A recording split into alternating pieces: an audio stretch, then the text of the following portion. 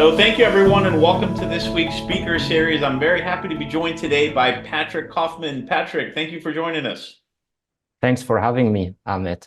A pleasure to be here. Patrik, so you're joining us all the way from Switzerland. Your company, Aquila Asset Management, that you founded. Tell us a little bit about you, your firm, and then maybe we can jump into some of the strategies that you're managing. Yes, we are a fixed income boutique based here in Switzerland, which we believe differentiates very much to our names. We are a bond picker. We are a pure bond picking firm. We have a bottom-up approach. We don't take into consideration any top-down decisions when we make investments, when we lend out money. So I think that's very important to mention, and this is what really differentiates us, I would say, to most of the standard fixed income manager who takes into account top-down decisions into the asset allocation. Right, and that's a very good point because most of the conversations with bond managers start and end with their view on duration. So your view on rates is you're kind of agnostic towards it. You're squarely focused on credit risk. That's correct. And I have to say we have something very beautiful in the fixed income space, and this is the roll down effect. So the roll down effect is a phenomenon which is very strong, and it helps us to not have to have a decision on rates. And so for us, the steeper the curve on a single issuer, the better for us and the longer we go. And the flatter the curve on a single issuer, the shorter will be our duration. And depending on the steepness of the curve, you can add 0.5% to 1.5% of additional return compared to the yield to maturity you buy when you sell this bond before maturity. And this is what we focus on. And we are totally agnostic to what rates are going to do. Okay, so let's talk a little bit about that because I'm sure many investors, potential clients will want to understand, even though you're not factoring in duration considerations when you're making decisions, you are looking at the curves. How are you mitigating duration risk? Because duration risk exists whether you're discounting for it or not, or accounting for it or not. So how do you help mitigate that in your portfolio? Like, for example, maybe tell us a little bit about what you did in 2022 when shorter duration plays obviously did much better than longer ones. Yes, we really don't implement it. It's really a function of the steepness of the curve on a single issuer on one hand. Plus, so we started in our main fund the year 2022 with a duration of above 5, which at the end for sure was painful. But interestingly, in 2022, we ended up the year almost in line with indices, depending which index you take on our flagship strategy, even better. So surprisingly, even not taking into consideration duration, at the end of the day, the result was pretty good. So at the end of the day, if you look back how market was positioned in terms of rates in September 2001, if you take the 10-year future treasury, non-speculative futures, the market was long. So at the end of the day, it's very difficult to time rates, to time the market and get it right. So we really want to avoid increasing or reducing the duration because we have a feeling that rates will go up or will go down. And again, steepness of the curve is key to us. Plus, on top of that, I would like to add that if we have a issue we like a lot, and this issue has a long-dated bond with a low cash price, we tend to favor such a long-dated bond.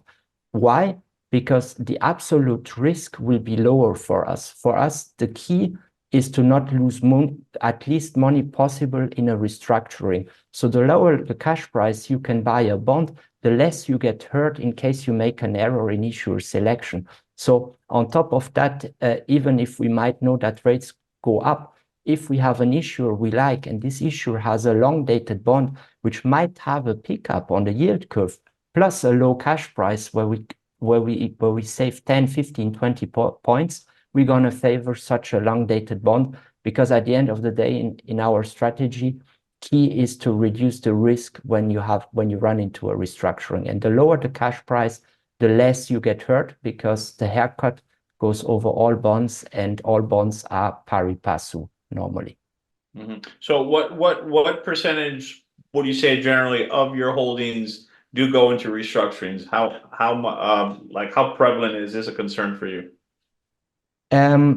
It depends on the years. I mean, that's key to reduce it the most possible. We don't have the exact number because it's very difficult to calculate, and there are many ways you want to calculate it. But I would say on average, it could be 1 to 2% on an average per year. But there are years where we have no restructurings, and then there are years where you have more. What I would say is restructurings, our approach works very well. Our analysis works very well. The most problematic for us have been in these years we are managing this strategy is when it was fraud. Fraud was where we were hardest hit, and this is not possible to detect, unfortunately, because you have to rely on numbers when you take investment decisions, and therefore starting to adapt on numbers would bias your investment approach, your investment philosophy, and this is something we cannot do. But I would say that was the hardest part where we were the most hit in the past. I see. So walk us through your credit risk management process, and how do you decide where you want to take on credit risk? Because obviously it's such a key part of what your investment process is. I think many people are probably going to be asking, okay, so what's their competitive advantage? How are they able to basically generate almost all their alpha from bond picking? Yes. So the key question in our work, on our daily work, is when we analyze an issue, is going through the process of the credit analysis is to answer the question, are we getting enough compensation for the risk we are taking? And if we talk about risk, again, we talk about the risk of running into a restructuring and not the risk of the underlying volatility of that specific bond we are going to buy. So this drives our process, really trying to understand if we are getting enough yield for the risk we are taking. On a traditional corporate issuer, which represents roughly 85% of our portfolio, this is a two-pillar process. On one side, we are very much focused on analyzing the balance sheet, on trying to understand the fundamentals, and mainly trying to understand the capacity of deleveraging of such an issuer via cash flows. That's the first part. That's the first pillar. Second pillar, which for us is as important as the first pillar, is looking at the capital structure.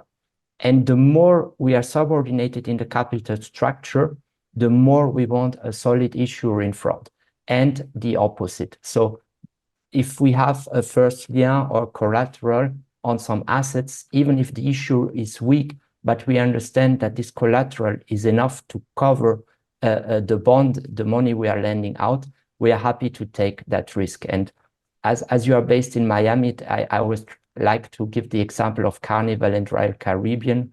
In April 2020, they came out with a first lien bond on their ships.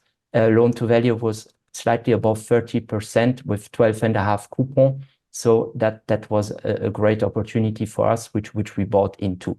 But at that specific moment in time, we would not have lent on a senior unsecured basis to Carnival or Royal Caribbean, because we had no idea how long the lockdowns are going to take to be lifted and travel going back to normal. So because the bonds were partially collateralized with the ships, that's why you took the risk. Yes, they were over collateralized. So loan to value was, Carnival put 12 billion of ships, and the bond issuance was 4 billion. So the ships could have lost 70% in value, and we would still have get 100% of our money back. And adding on top a 12.5 coupon, we believe that was a favorable risk return for us. And then we took the decision to buy this bond into the portfolio. Right. So, I mean, that's certainly, I mean, and that's a wonderful example But it's also a very atypical example because that came out of a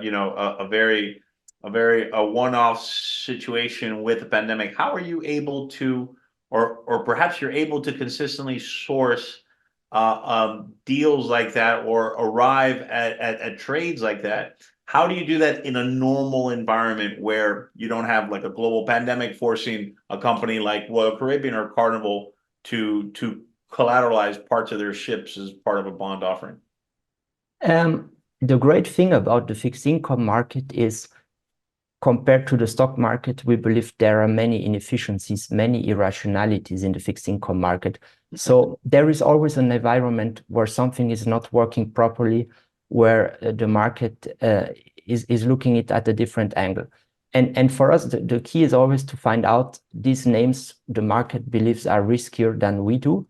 And then there is a normalization, typically rating upgrades, and then credit spreads tighten. For sure, in our approach, where we look for dislocations, where we look for irrationalities, March 2020, COVID time has been amazing to our approach.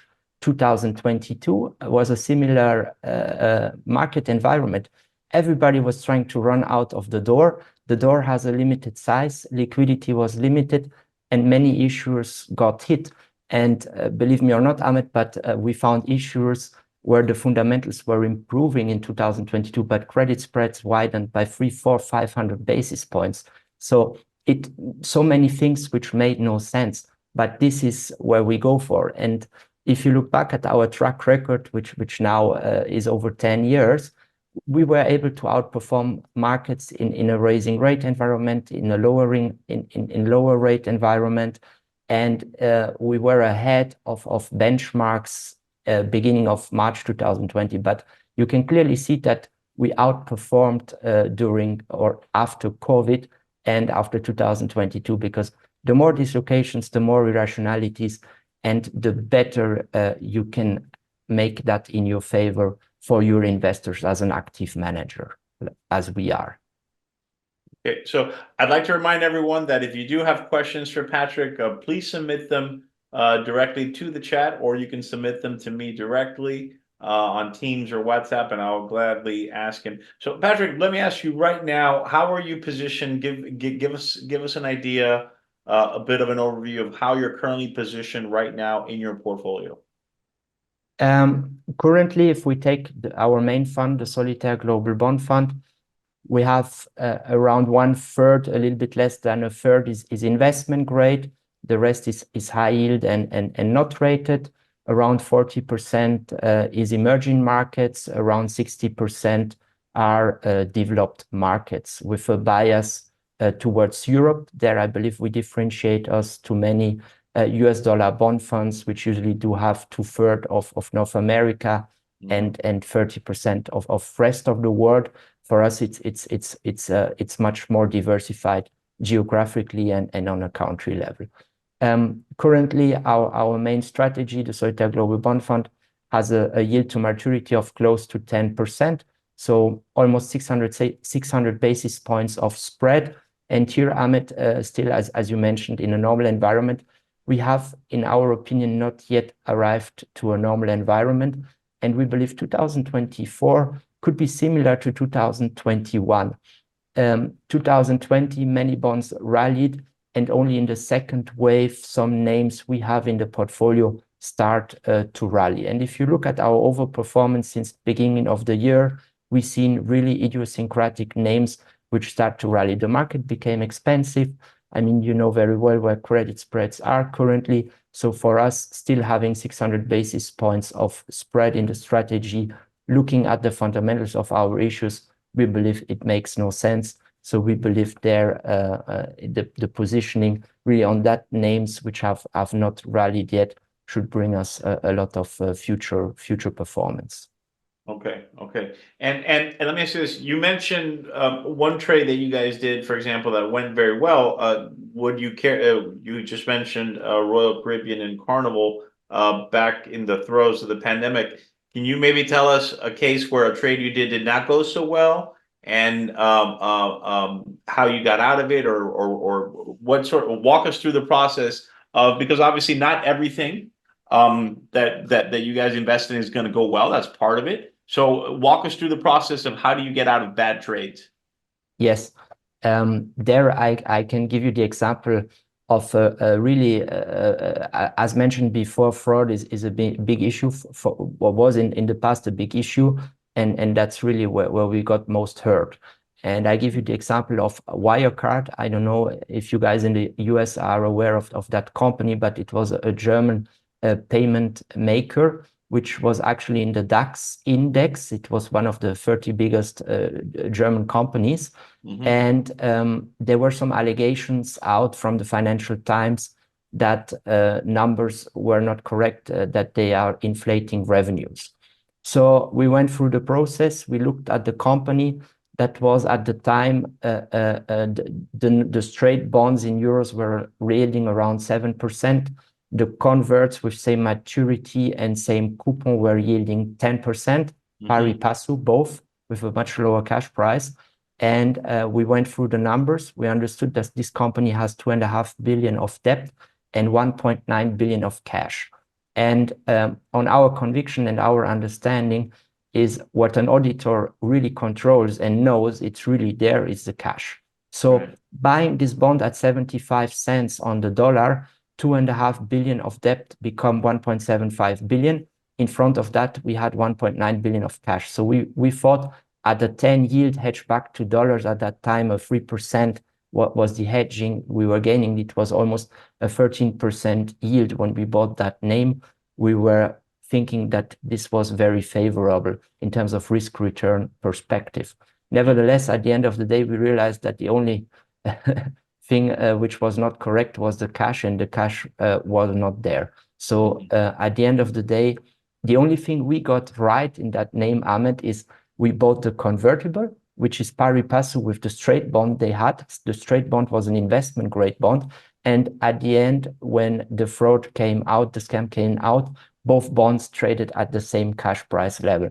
Okay, And so right, there, yeah. Okay. so that's the only thing we got Yeah. right. And that, by the way, when we have a convertible from an issuer we like, which the option is worth less, but we get an additional yield, we are happy to take that, even though sometimes the convert is not rated, which was at that time the case of this Wirecard convert. So the only thing we got right there, but it was a top conviction. Maximum per issue, we don't go more than 3% of weight, and this was a 2% position, unfortunately, which cost us 1.6% of performance. But there is no visibility which comes out at the end of the day, so we decided to sell that position. Got it. Understood. Okay, so let me jump now. It's almost 4:20. So let me jump to a couple of questions that I've received here and that I'm seeing here in the chat. Someone's asking, what is the current duration and yield for the portfolio? I know you answered already the yield to maturity. Maybe you can go over some key metrics of the portfolio, especially of the flagship. Absolutely. So the Solitaire Global Bond Fund has currently a duration of 4.8, an average rating of BB minus. The yield to maturity in dollar is 9.6% yield to maturity. And we have a current yield, so cash coming into the portfolio over the course of the next 12 months of 8.1%, which whatever your scenario is, raising rate environment, lowering rate environment, you can make a little bit your math, but for sure, we have a nice cushion with a current yield of 8%, protecting us for whatever could happen going forward. Yeah, you'd probably have to have at least an upwards of 100 basis points upward move in the Fed funds rate to cancel some of that. Some other key metrics. I know you mentioned the average rating is BB minus. Maybe give us the breakdown of what the current holdings are in terms of the strategy. Yes, in terms of rating. Rating. For us in the process, if it's an investment grade rated issuer, a high yield rated issuer, or a not rated issuer, it's not important for us. Again, we need to answer the question, are we getting enough yield for the risk? And we can find names in the IG space where we answer favorable that question, and we can find names in the high yield space. By the way, we like a lot not rated, which currently represent around 10% of the portfolio, because we can do the work, we can analyze the issuer, and if we get an additional yield because the issuer has no rating, we are happy to take that additional yield for our investors. And so around 30% is investment grade. Historically, it was in that range between 25 and 40% has been investment grade. Then always a very big part of the portfolio has been BB rated. We like a lot that space. The difference in terms of fundamentals between a BBB minus issuer and a BB plus issuer is not huge, but the yield difference can be high because there is a difference between investment grade and high yield. And then we have around 15 to 20%, if I'm not mistaken, of B names, and the rest is some Cs. And again, as mentioned before, 10% is not rated. Right. And you mentioned before with Wirecard, for example, that you invested in the convertibles. Usually, tell us where in the capital structure are you invested other than the run-of-the-mill, bullets and term notes? It all depends of the company we have in front of us. I cannot generalize. In some cases, we even buy the COCO of a bank, so AT1 names. We believe this is equity risk, so we need an equity compensation. But whenever we have an equity compensation, we are happy to take that risk and be subordinated in the capital structure. And then there are some names we purely buy them because there is a collateral, there is a first lien, and then there are most of the parties is senior unsecured for sure, but we need to feel comfortable. And again, we cannot generalize, Ahmed, because in some cases you can be senior unsecured, but if you have a lot of bank debt above you, then you need to make your math in a different way. But what we like in general is if we are senior unsecured and it's the only debt of the company, then as well we like that a lot because the math is different. Whereas if you have someone above you sitting in the capital structure, for example, to give you a concrete example, in April 2020. We bought an LNG terminal in Peru, and the bond was investment grade in February, and it was downgraded to high yield in March 2020. So the bond dropped from 100 to 40, and this is a $940 million bond, and it's the only debt in the capital structure. So at 40%, this 940 million becomes only 400 million. For sure, the numbers weren't looking good at that specific moment in time where we bought, but we understood if they have an issue, if they go into a restructuring, we will end up owning the terminal. So there is a different math you can make in such a situation. Whereas if you have a lot of debt sitting above you, the recovery values, if things go bad, can be much lower. Okay. And then the final question here that I got was regarding ESG and ESG considerations and treatment of the fund. Care to expand on that? Yes, sure. So there is this regulation in the UCITS regulation. Article 6 is you don't take any considerations. Then you have Article 8 light green and Article 9 is impact investing. Both strategies are Article 8. We have some limitations that we have in terms of sectors. So we cannot buy gambling, weapons, and tobacco, as well as alcohol. And we have a limit constraint of 15% rated issuers below B in terms of ESG. But there, what I would like to mention is we are not a manager who doesn't buy some names because they have a bad ESG rating.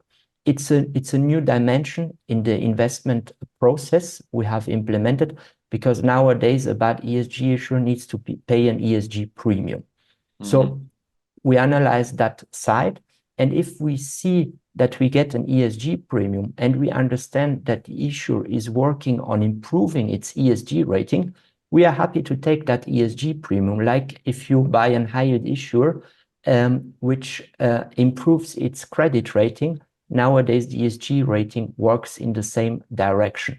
And therefore, we are happy to buy a lower rated issue, which pays us an ESG premium, and where we believe it's capable of improving that rating, and therefore the ESG premium will lower. A concrete example we have in the portfolio where we believe there is a huge ESG premium is Pemex. We believe the difference between the sovereign Mexico and Pemex, 2 to 3% might be the credit risk, and the rest is ESG. Many fund managers cannot buy anymore Pemex for different reasons, and this is why we believe the curve is trading so wide compared to the Mexican sovereign. But they have a strategy in place to improve their ESG rating until 2030. And we have seen that they have already started, and it's bearing its fruits. So we believe there we can ride the wave. On one hand, the company is improving in terms of ESG, plus we're going to make capital gains because this ESG premium might narrow. Right. Okay, great. Well, thank you so much, Patrik. Any sort of last words on the fund? I know it's a 5-star Morningstar rated fund, so congratulations on that. Maybe you can make a few comments on that if you want, and any sort of last words you want to let our investors and financial advisors know before we go. With pleasure. Yes, thanks a lot, Ahmed. We have had often in the history of the fund these 5 stars. We're very glad about that. We have won as well 3 times the Lipper Fund Awards. You can see them behind me in 2018, 2019, 2020. What I would like to say is our approach works, not over a period of 6 months or 12 months. You need to have a longer horizon. In the flagship strategy, 2 to 3 years. On the markets, we are passenger, but what we know, what we do is security selection, finding mispriced issues in the market, and in the fixed income space, the normalization comes sooner or later, in the worst case, at maturity. And in the meantime, you earn coupons. So therefore, nothing to say more about. I think that the track record is there, and we have still a lot of potential to recover. 2022 and 2023 have been very good years for us to reposition the portfolio, to find a lot of mispriced issues, and we are looking forward to see a normalization on that credit spreads of that specific issuers we have in the portfolio. Great. Well, thank you so much, Patrik. Really appreciate you joining us all the way from Switzerland. I know it's pretty late over there for you. So Patrik Kauffmann, founder and portfolio manager at Aquila Asset Management. Patrik, again, thank you for joining us. We hope to speak to you again. Thank you very much for having me, Ahmed. It was a pleasure talking to you. Thank you. Likewise. Great evening. Thank you. Bye-bye. Bye.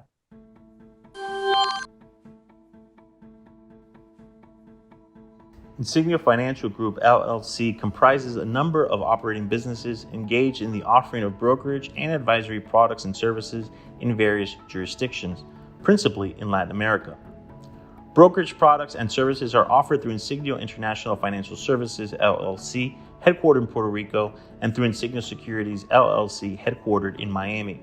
Both are members of the Financial Industry Regulatory Authority, FINRA, and Securities Investors Protection Corporation, SIPC. Investment advisory products and services are offered through Insignia Advisory Services LLC, an investment advisor registered with the Securities and Exchange Commission. In Uruguay, advisory services are offered through Insignia International Asesores de Inversión Uruguay, SA, Insignia Asesores de Inversión Latam, SRL, and Insignia Asesores de Inversión de Uruguay, SRL, in Argentina, and through Insignia Argentina, SAU, and in Chile through Insignia Asesorías Financieras, SPA. Collectively, these 8 operating businesses make up the Insignia Financial Group.